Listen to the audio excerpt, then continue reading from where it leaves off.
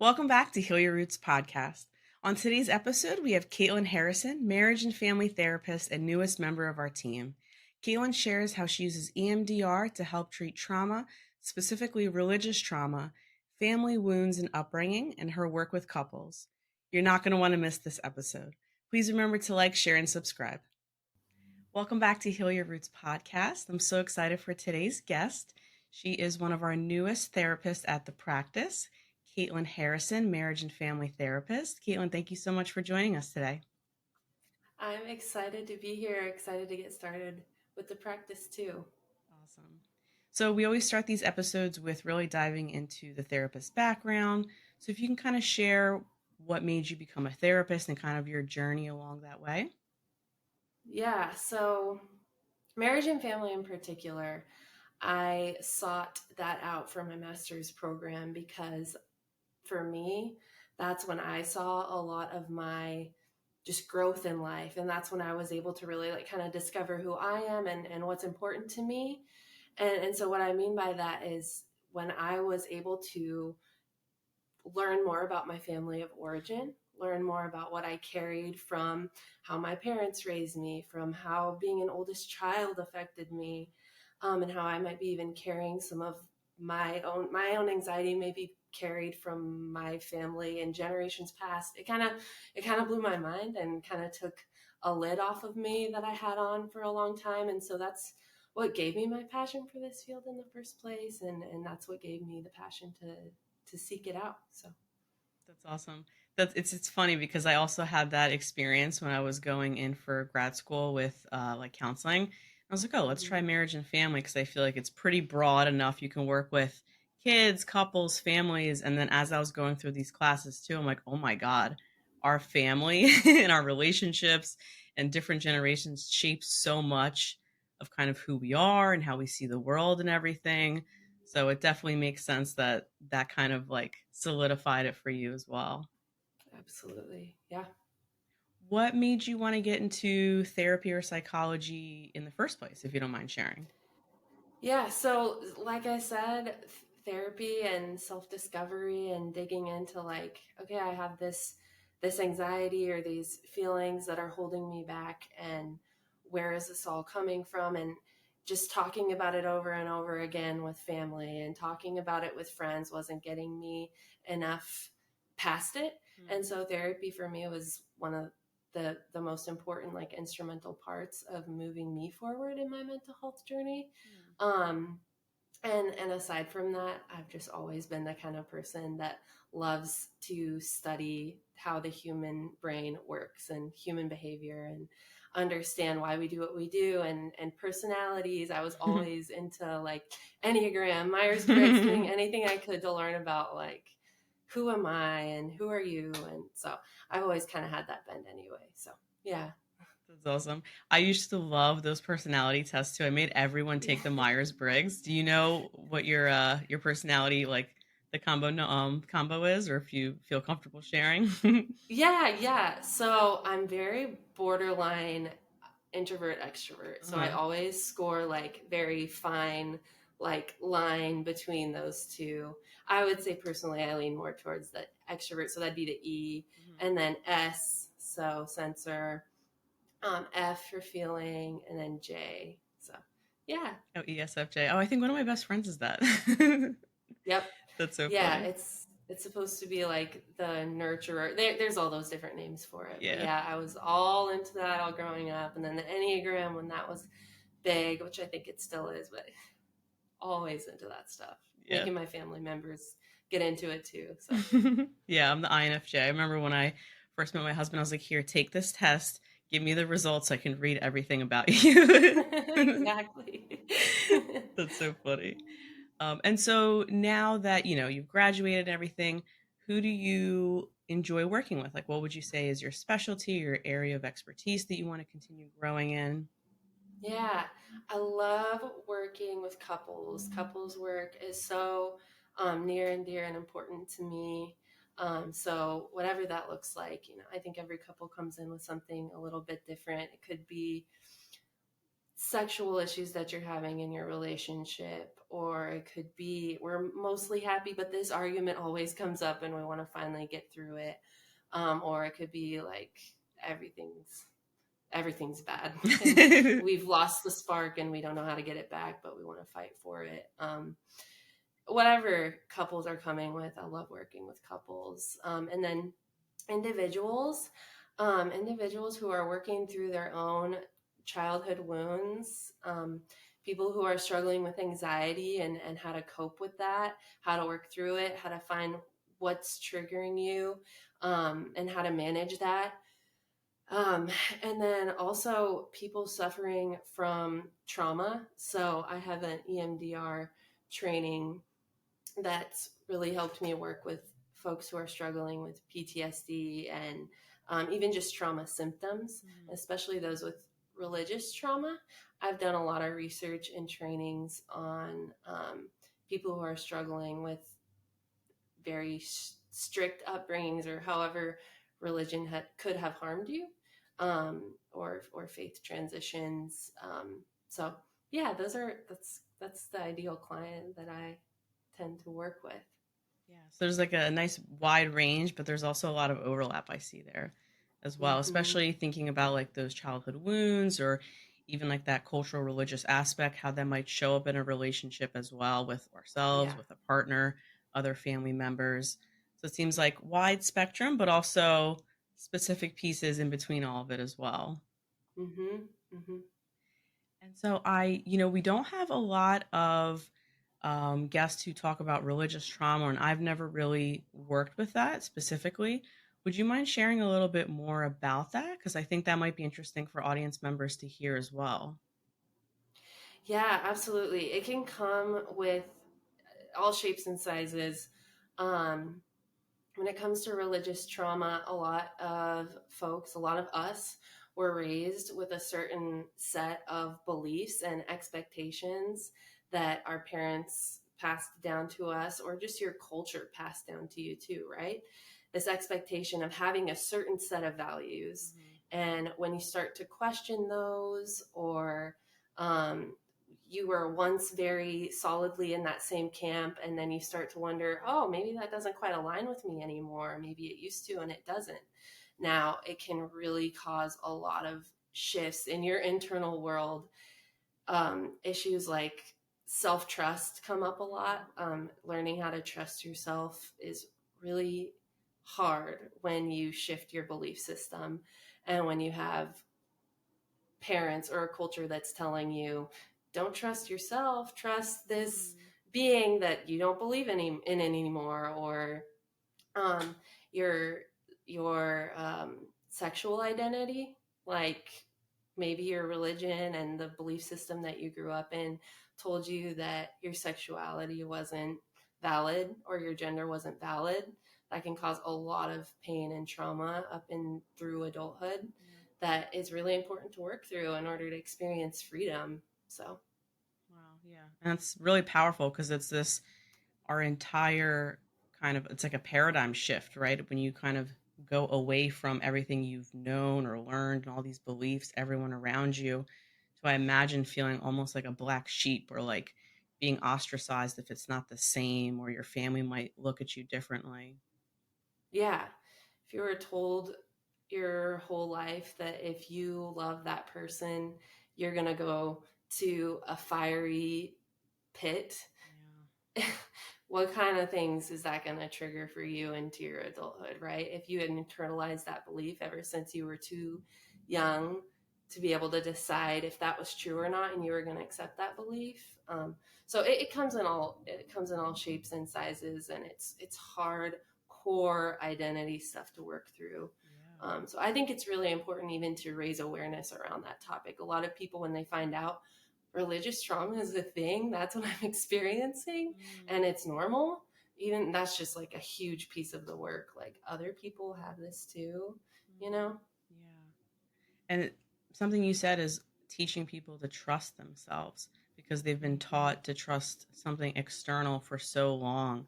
I can't imagine how much of like a disconnect that must be, especially like in your body, of being able to like recognize like, what am I experiencing? Is this valid? Is this real? Or am I listening to other people to tell me this information?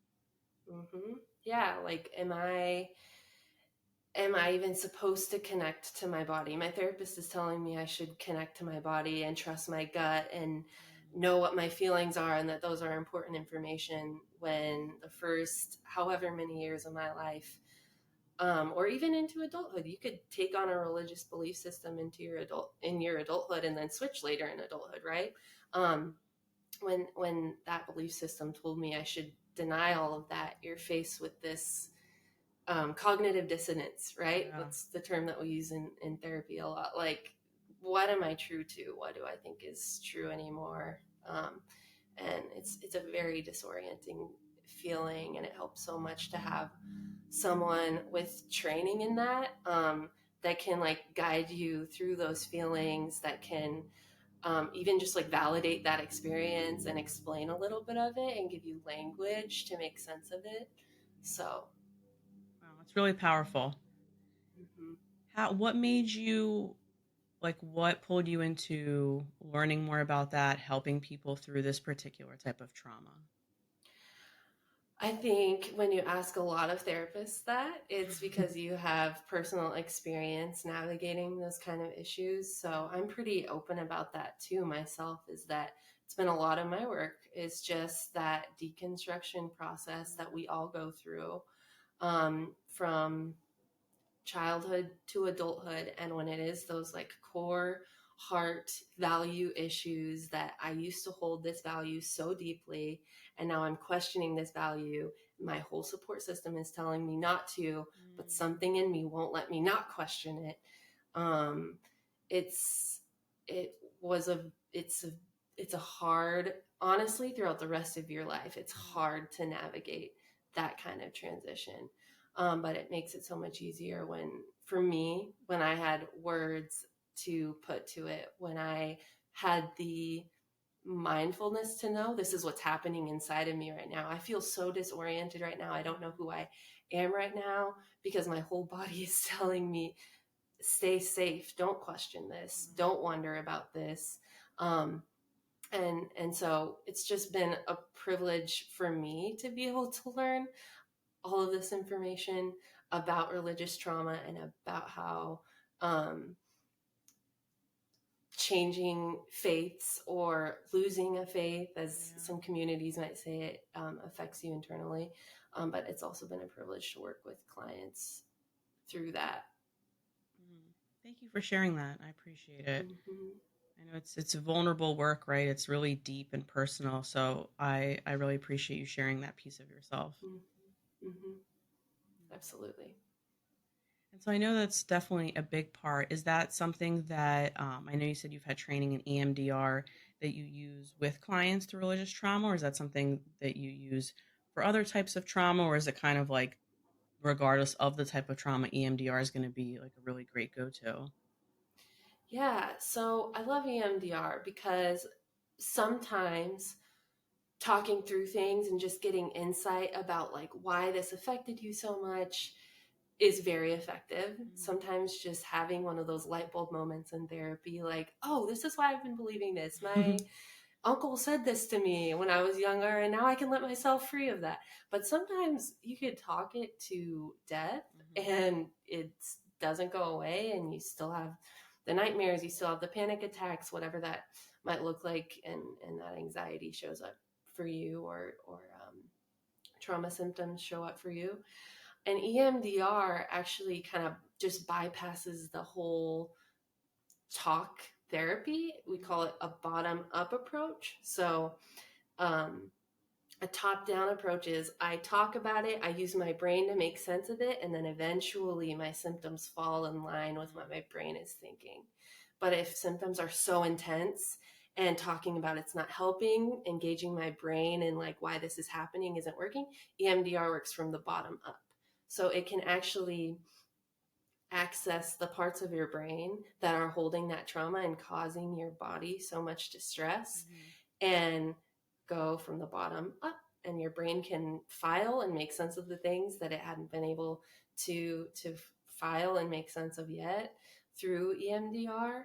And so it can be, the word trauma can be confusing because I think a lot of us are like, oh, I don't think I've ever, really been through trauma. I don't have nightmares. I don't have, Yeah. but we've all been traumatized at some point in our life where something has impacted us negatively, our self-esteem or our just how we move through relationships. Like, I don't feel safe in this relationship to advocate for myself. That would be, in my world, considered a trauma. I don't feel safe to be my authentic self all of the time. That would indicate to me you experienced something that you weren't supposed to experience. So, EMDR can help with all sorts of things like that. Like, I have too much stress at work. I want to process that. EMDR can help with relieve some of that stress. So, yeah, EMDR works with all types of trauma, religious trauma, or stress at work, you name it. It's a really powerful modality. Yeah. And I know it's pretty intense, right? Like I know it's evidence based, like there's a lot of scientific research behind it, and it can be an intense experience for people. Yeah. And I think that's like kind of like not a scare, something to scare people away, but more of a warning, right? Like so they can kind of recognize what they might be getting into. But I'm sure, right, if someone's approaching this, the therapist is going to go through the process of explaining it, what to expect, slowly ease into it, right? So that the client is aware of what they're signing up for. Yeah, every therapist is a little bit different how they move through the steps of EMDR.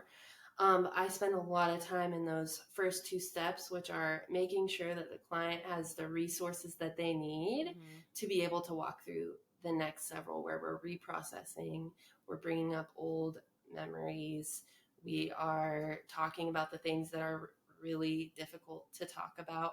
I make sure I spend a lot of time making sure that my clients have the skills and the tools necessary to support themselves through those final stages, Yeah. so that they can be successful rather than re-traumatizing. Mm-hmm. Um, and I think that EMDR also has this air about it where people are like, this is kind of like woo-woo magic, like hypnotizing or something like that. And it's really not that. I think that it can be kind of like, I don't get what's happening. Mm-hmm. And it's true, you really don't, because it is that bottom up approach. Mm-hmm. We are going down into your emotions, down into your body, down into your brain. And it's, if you're a very cerebral person like myself, honestly, it can be kind of, your skeptical side can come out and like, what kind of magic do you think you're doing? But it's really not anything. You're not being hypnotized. You're not getting some kind of spiritual seance. It's a scientific evidence based model that works, and sure, it has some mystery to it, but it's not woo woo. I think is the best word I've heard to to describe what it's not, even though it can seem like that sometimes. It's really funny that you mention it like that because there's like different parts of me, right? And I think we'll talk about that type of method later as well. But a part of me that is kind of more logical and rational wants to see things for the science, and then another spiritual part. And the spiritual part never saw EMDR as woo woo. Okay. But I can imagine how some people might if they are a lot more cognitive and want to think about like all the steps and what's happening and how does it work and how I'm experiencing it. But you are basically like there's right, it's either you have these buzzers or something moving in front of your face, right? Like there's this body connection to the story that you're retelling to kind of rewire that in your body, right? If I'm getting that Yeah. in your nervous system. Yeah. Yeah. I think things that are quote unquote woo woo can be attractive to some and not attractive to others. Yeah. And so I think it's important for me to kind of put that asterisk for those people that are more skeptical Mhm. and wondering, like, what is she trying to do when she's moving her fingers like that? Um, I always like to add that disclaimer because it does have this air about it where maybe it's intimidating, and so Mhm. I just like to talk to that crowd that it's not some magical thing where I'm like accessing some point. It's just processing. You can trust yourself through it. It works. It really. it really works. So some people that could be really exciting and magical and Mm-hmm. attractive. And for some it could be a little bit of a turn off. Sure. Just depends how it's packaged up, right? And how people view it. Exactly. Yeah. Speaking of parts, so I know that just from when we spoke before that you also have had some training or you like to work with internal family systems. Hmm. So I'm sure the listeners probably don't know what that is unless they're a therapist. If you can share a little bit about what that is and how you use that approach with clients, because I love that approach. Yes.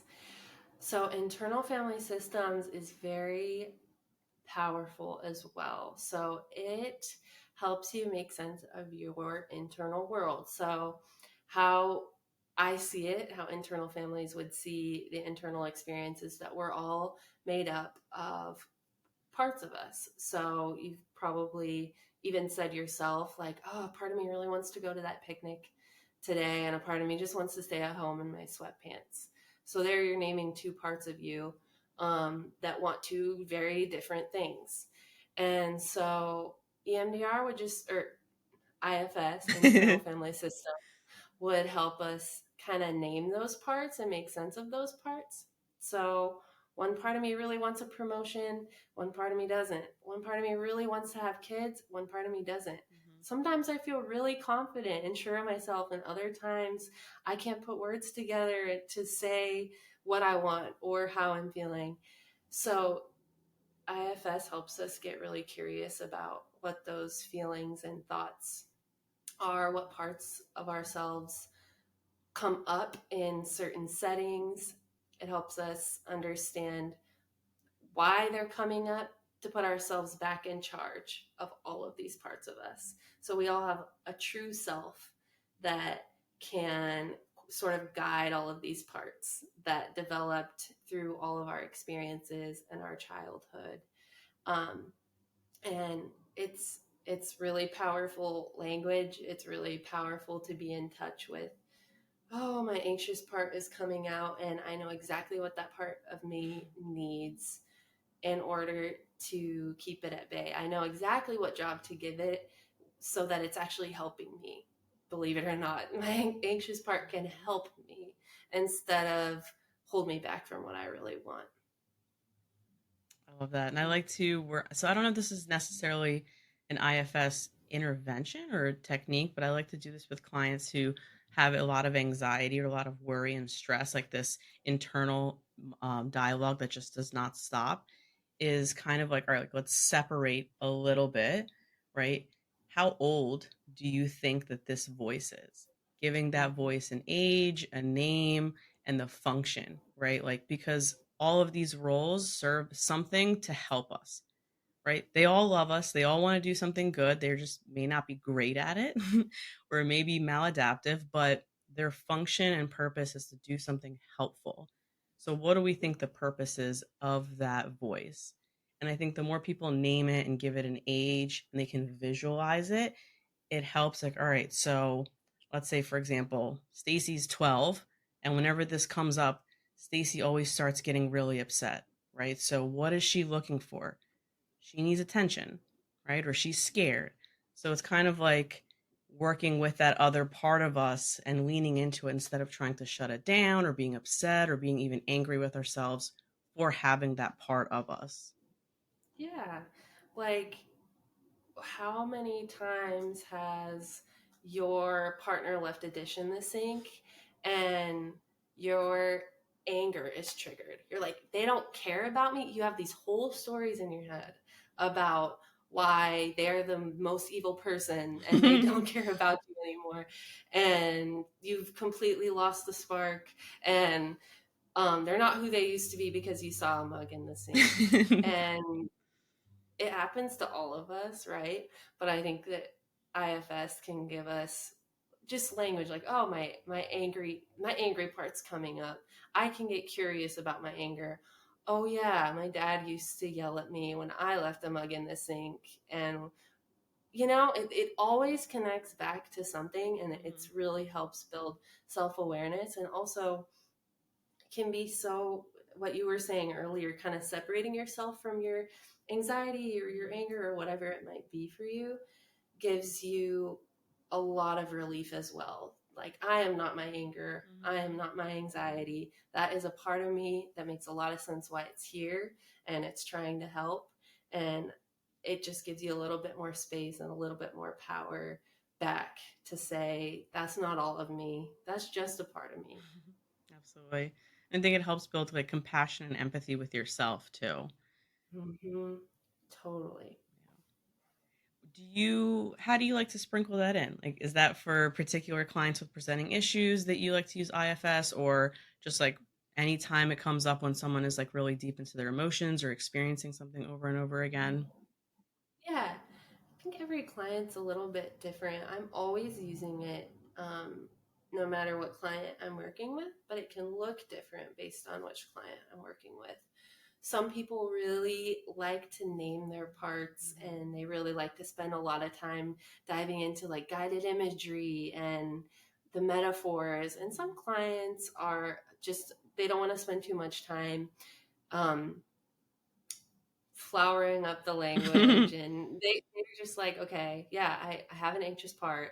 How do I regulate it? Like, kind of thing. And Yeah. so I'm always using it, but that looks different depending on the client. Always using the language and the concepts, though. Yeah. So, like we said, we're reframing it, repackaging it, right? Like catering to how the client wants to use this to make sure it makes sense for them. Mm-hmm. Absolutely. Awesome. And so, for couples therapy, I know you've gone through some Gottman treatment, or not treatment, training. Can you share a little bit about? Because I know there's like three different levels of the Gottman method. I love the Gottman research. I love to use this with my couples all the time. How that shows up for you in sessions with couples? Yeah. So John and Julie Gottman's, I'm level one trained in their method, and how it shows up a lot of times is in the psychoeducation piece. So that's just like teaching clients about what works in relationships and what doesn't work in relationships, how to say things in order to get what you're actually wanting and communicate what you actually want to say, Mhm. kind of highlight some of the bad habits or cycles that couples have gotten into that might not be getting them where they want to be getting in their relationship. So Gottman has helped put so much research and language to the phenomenons that happen in intimate relationships, and also in actually like parent-child relationships too. So he does a lot of like co-parenting work. And so I pull a lot of that into when we're talking about parenting styles or parenting techniques with couples. And then also Sue Johnson's work, emotionally focused therapy. She's really influenced my work with couples as well. A lot of times our issues are stemming from emotional ruptures, like kind of losing trust or experiencing hurt or pain, whether that's in our past from our partner, and reconnecting emotionally can be honestly a lot of times all that you need in order to move through a lot of the issues that you're facing as a couple, whether it be sex, communication, parenting. Understanding each other and yourself is so powerful, and Sue really gives a lot of structure and techniques for helping couples do that. Oh, yeah. I love Sue Johnson. I saw her at a conference before. I was like, oh, this is so cool. Oh, that's awesome. Yeah, she's so small but mighty. Yes. And I love that she was showing her cases of like working through it with couples, and like she does a lot of like in the moment, right? I think there's different therapies where we talk about like gaining insight and, rehashing or reenacting things, but with her it's like very right now. Like what is coming up for you as your partner is saying this, and like where are you feeling this and how is this, showing up? So I think it's awesome to kind of think about the different stages of processing and working through things with couples. Is there's going to be, understanding their past and history and their love story, teaching them, like you were saying with the Gottman method, of like things that have not worked, and then like right now, right here, what's going on between the two of you. Yeah, she has a way, and I think this is a sign of like the best therapist. She has a way of calling you out while making you feel like so held and loved and seen.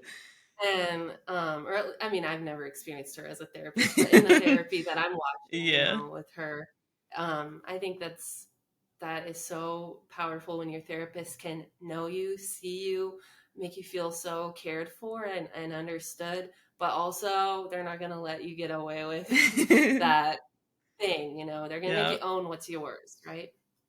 Yeah, she definitely has a way of doing it. And that's a tough balance, especially when you have Mm-hmm. different personalities in the room. And it's really hard for couples, but anybody, right, to be held accountable in a moment. Like, oof, that I don't know. I don't like the way that feels. Like what part of you, right? If we're talking IFL, what part of you is coming up to want to be defensive or to not acknowledge this, right? But I think I saw this in a different kind. I think it was Terry Real. He talked about holding this like loving sternness, right? For Yes. accountability. It's like you have to know that you're not a bad person, but what you're doing is not helpful or it's not healthy. So you have to be able to hold both of those things in order to change and take accountability. Yep. I think that's something that all of the models that we've talked about today share in common, that you can look at what you might call like bad behaviors or bad symptoms Mm-hmm. with so much love and compassion and understanding for yourself, while still holding yourself accountable for what you really want and who you really want to be, and making sure that you're someone that's congruent with who your what your values are as a person. Absolutely. And it's tough to hold both of those, right? Because I think a lot of times It our is. emotions are contradictory. What we experience the majority of the time is a contradictory experience, but that's okay. Like that's normal, right? You don't Mhm. have to pick one or the other. Like it doesn't make you a bad person if you do X, Y, and Z, but you have to own up to X, Y, and Z and have compassion for yourself and be able to hear your partner say how it impacts them. All of that is a lot of work, but totally worth it to feel that connection and love with your partner and with Yeah. yourself. Mm-hmm. Yeah. Absolutely. Yeah. Is there any other like presenting issue or population that we might not have covered that you really enjoy working with? I think that exploring, so a lot of the things we have touched on this quite a bit, but exploring your childhood wounds is a big passion of mine. So something else that all of these um, models share in common is this idea that the past is in the present. Mm. So when you are experiencing anxiety, some kind of distress in your body. I use the word anxiety a lot just because I use that as like a umbrella term for discomfort in your body. Things aren't going in the way that you want it to be going. Yeah. I don't mean like clinical diagnosis anxiety. Um, and and it's typically something that we can look back and see how the past is living in your present. So exploring childhood wounding in general. Maybe that is religious trauma. Maybe that is mental health in your family. Maybe addiction in your family. That's a big passion of mine, and so um, just kind of making sense of that is is something I think we can all benefit from. For sure. I love looking back at people's families. I think I talked about this in a different episode with somebody else, but I always start with the genogram with clients because I love to just see like the whole family, who was in your life growing up, like relatives, right? Like what kind of relationship did you have with them? Especially if there's other siblings in the home, like what role do you feel like you played or each sibling played? Because everyone kind of fell into a little bit of a box sometimes, especially, our parents are trying to do the best that they can. And we pick up things as kids pretty quickly without realizing it that if I do X, Y, and Z, I will get this result. So I'm going to be conditioned to have this personality trait or show up this particular way. And then later in life, I might want to separate myself from that, but it feels like it's stuck on me, like it's my identity now. Mm-hmm. Yep, it's a confusing process to think, oh wow, I was always really into sports because that person in my life really liked sports, and now sports is my whole identity, and I don't know if I care about it anymore, but I think I do. Whatever it Yeah. is for you, just making sense of where that came from, why it came from, that it's okay that it came from somebody, Yeah. just making sense of it all, I think is so important and gives you so much power in your daily life and in your relationships. Yeah. And I love like what I'm getting from you is that you help people kind of choose, is this something that I want to keep with me? Right? A lot of it is like Mm, processing, bring awareness, insight, and then it's like now you have this information. What do you want to do with this? Does this feel authentic to you? Do you want to continue in this way? Does this still match up to how you see the world and want to be in the world? So I love that I'm hearing like you also like kind of help them have that choice and decide what feels right for them too. mm-hmm, mm-hmm. Yep, that's right. That's awesome. So I really appreciate you joining. You have a wealth of knowledge. I know you just graduated, but you would think that you've been a therapist for over a decade. So I think that a lot of your clients and future clients are going to have a great experience with you really being seen and having all of this insight and training that you've gone through to help people through this journey. So is there anything you want to share with the listeners before we end or anything new that's coming up for you? Yeah, I am just really excited. I'm new to Pennsylvania, so I'm so excited to be here.